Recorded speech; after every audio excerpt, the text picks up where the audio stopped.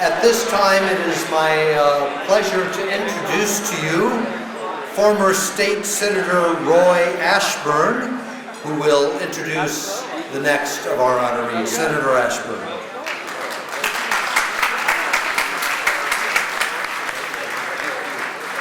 Thank you very much, ladies and gentlemen.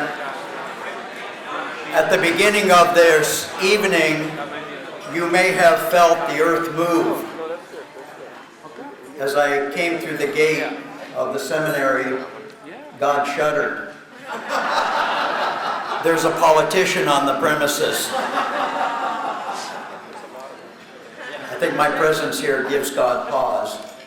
It's my great honor to introduce your distinguished alumni, Marvin Southard.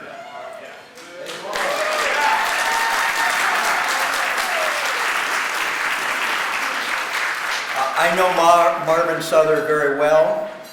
I know him as a former employee. I know him as my good friend, and I know him as a spiritual example. Marvin Southard was the mental health director for the county of Kern, and I was on the board of supervisors, and I interviewed Marvin Southard, and he is uniquely qualified to be the Director of Mental Health Services, not only from his professional qualifications, but a certain inner quality that we recognize tonight. In that capacity, his constituency was 800,000 people. You now know that he is the Mental Health Director for Los Angeles County. His constituency is 9,800,000 people, and a budget of $1 billion for the Department of Mental Health Services. And we know that Marvin Southard is touching the lives of people, bringing that compassion and that care to his constituency every day. I know Marvin Southard very well as my friend because he guided me into our church. I was not born a Catholic, I became a Catholic.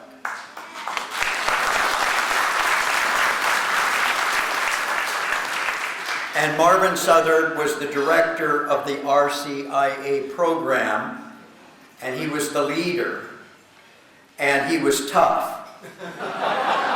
And he assigned a lot of homework. And I was a politician, and I made it anyway. Marvin is a spiritual example. Through his work and through his life, he has touched the lives of tens of thousands of people.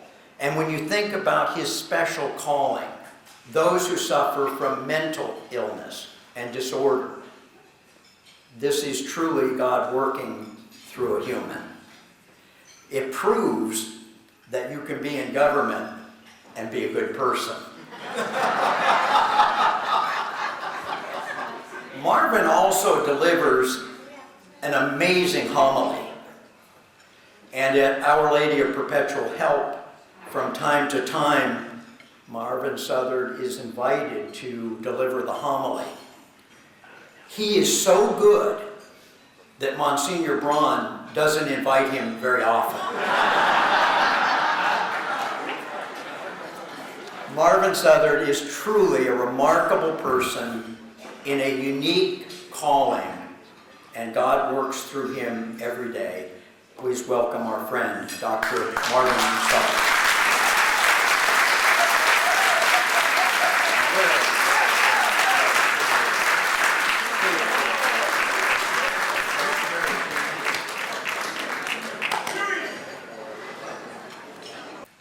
In honor of Charlie Miller, I'm going to tell you what I'm going to say. I'm going to say it, and then I'm going to tell you what I told you. So, my talk today is about gratitude and change. But to organize these thoughts because there's a lot to say about gratitude and change. I'm going to organize it around 3 pieces of music.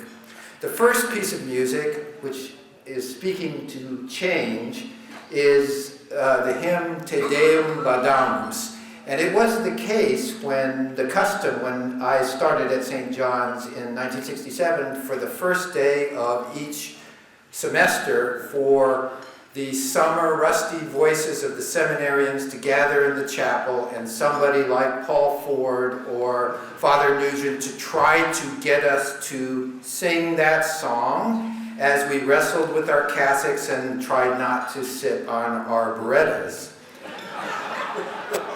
4 years later, and as we left, we were studying the harmony of the Gospels. 4 years later, we were listening to Brooke Muller, who's over there, play the electric bass, while we played Leon Russell's Prince of Peace as a part of our Mass. And we were studying Redaktionsgeschichte. So, my class and the class before me experienced a huge amount of change in 4 years. And so for every job that I've ever had since then, I've always annoyed them with this phrase: change is our friend. But the truth is that experiencing that change and knowing the good and the difficulty of change like that is one of the things that has changed me. The second song that I wanted to organize my remarks about is a song by Frank Zappa. It is called Stuff Up the Cracks. And the key line is, stuff up the cracks, turn on the gas, I'm gonna take my life. And the reason I use that song is because of the way St. John's changed me. Anyone who has heard me sing would never guess that I would be a lead singer in a successful rock band. But I was a part of Reuben and the Jets, whose song that was. Also, I wouldn't have been the logician in the Rhinoceros or the Spanish ambassador in The Alchemist. And even more, I would not have known that flabby epistemology is the thing that is tearing this country apart.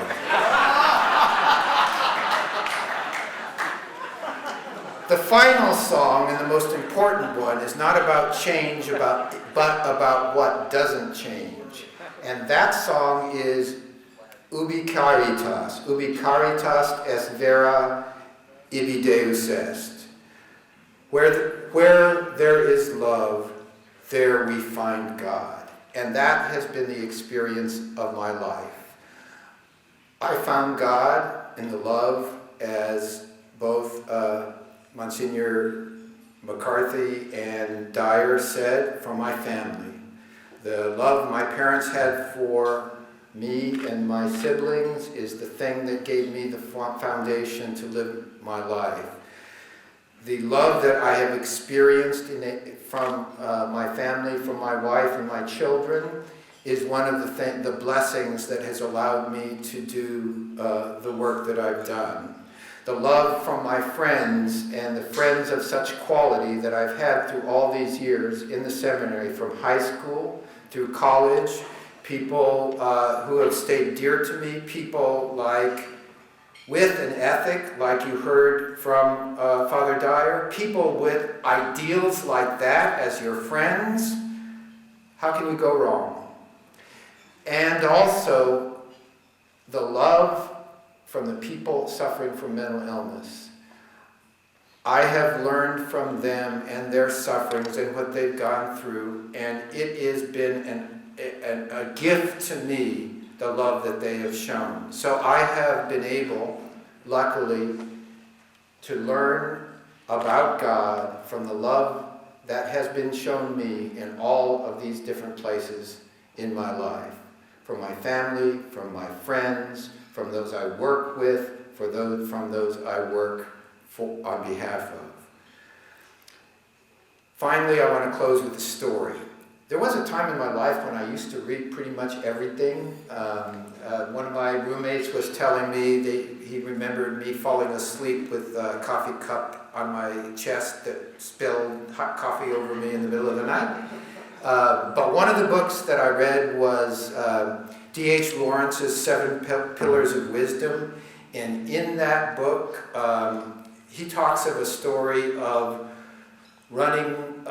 camping out in the desert alone, and a Sufi comes up to his campfire and says in Arabic, "It's the love, it's the love, it's the love." And so if you ask me what I am grateful to from St. John's, it's the love, it's the love, it's the love. Thank you.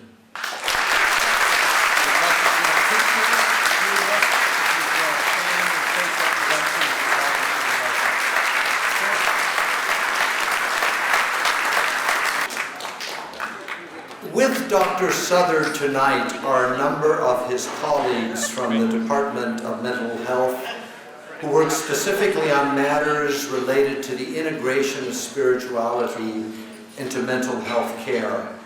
And I would like to ask the following of our guests to stand, and please excuse me if I mispronounce your names, but I want you to stand because I want to thank you. One of the things as a priest that I always struggled with is how to help people suffering from mental illness, and to know that we have partners like you who have the expertise and who understand the importance of spirituality is such a great gift. So would Kumar Menon, Melissa Menon, Ed Vidari, Raina Vidari, Adrienne Hammett, and Destiny Walker all please stand.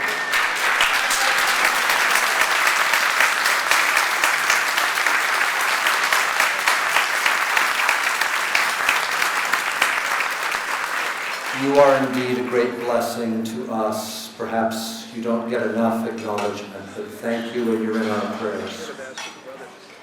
At this time, I would like to ask Monsignor Liam Kidney to come forward to present our next honoree. I've been invited to introduce tonight Monsignor Donal Mulcahy as one of our awardees tonight.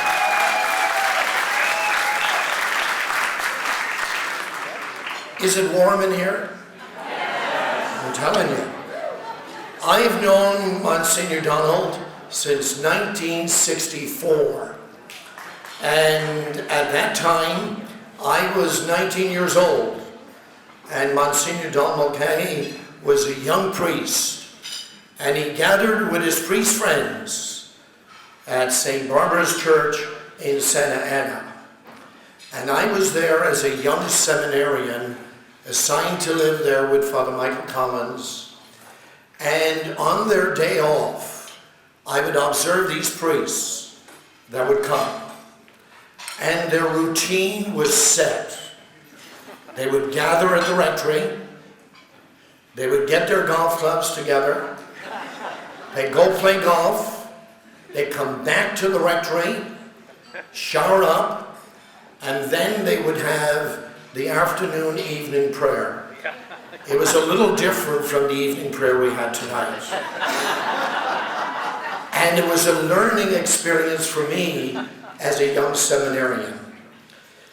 And then they would have dinner together.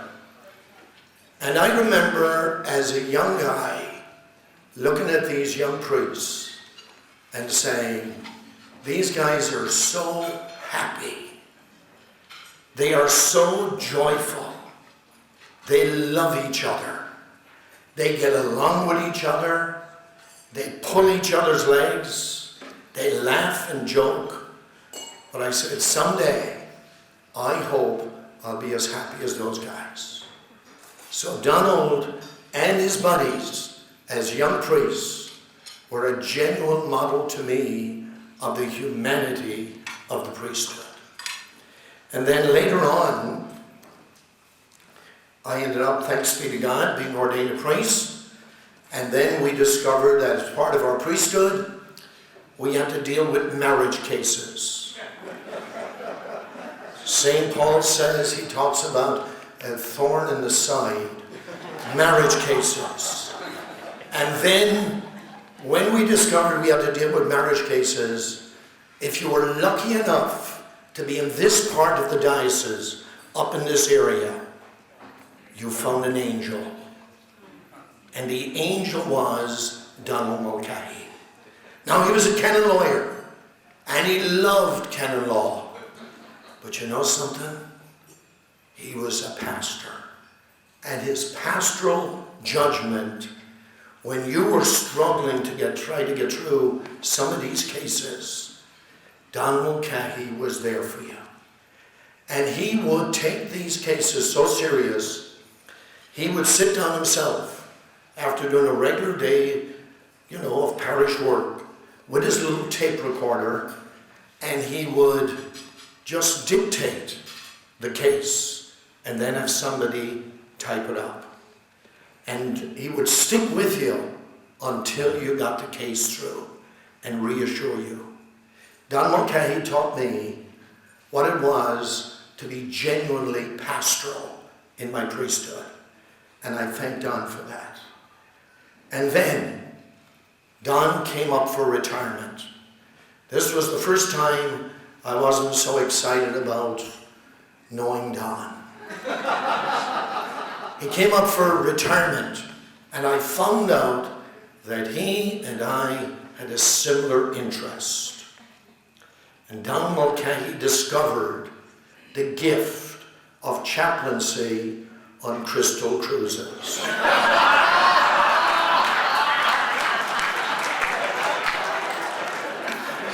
And he was my competition, I want you to know.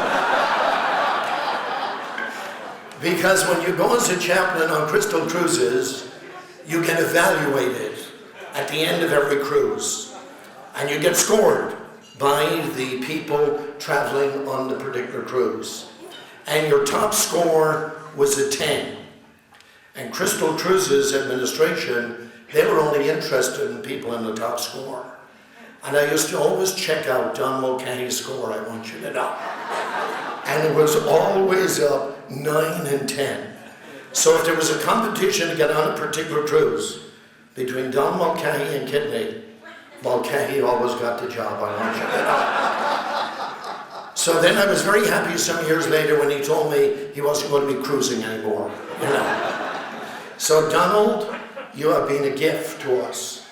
And Father Jim Forson talked about, some comments from parishioners.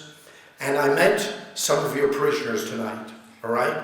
And one is a mortician, so he met you and you met him, as we say, through the business many years ago, back in 1952 or 53. You're both still here, thanks be to God, all right? And then I met a couple that you counseled for marriage. You were ordained in 1951. I was 7 years old in 1951. Our present Archbishop, Bishop Jose, wasn't even born when you were ordained, I want you to know. And you were given marriage counseling to a couple that are here tonight.